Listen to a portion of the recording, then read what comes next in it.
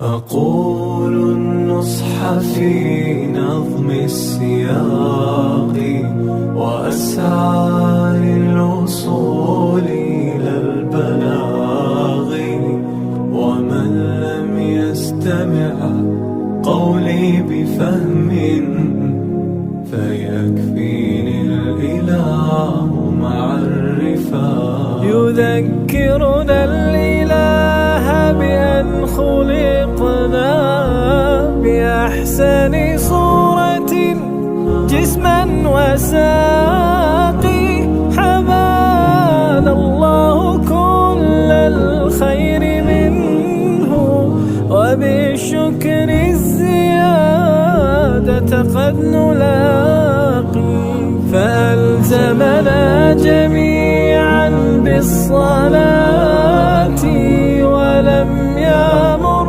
بشيء لا يطاق، فإن ثوابها حتما إلينا نقوم بحقها قبل الفراق.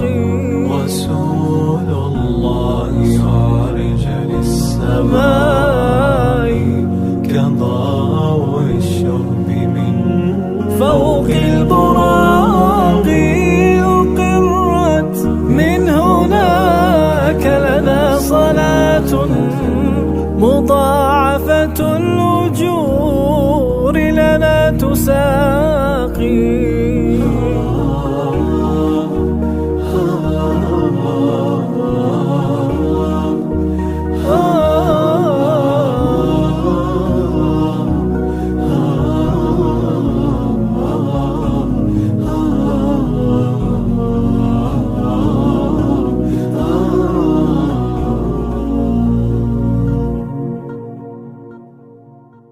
فهل نترك صلاة الله عمدا، وهل نرضى بتصنيف النفاق؟ فحمدا للإله وكل شكر على إسلامنا شد الوثاق.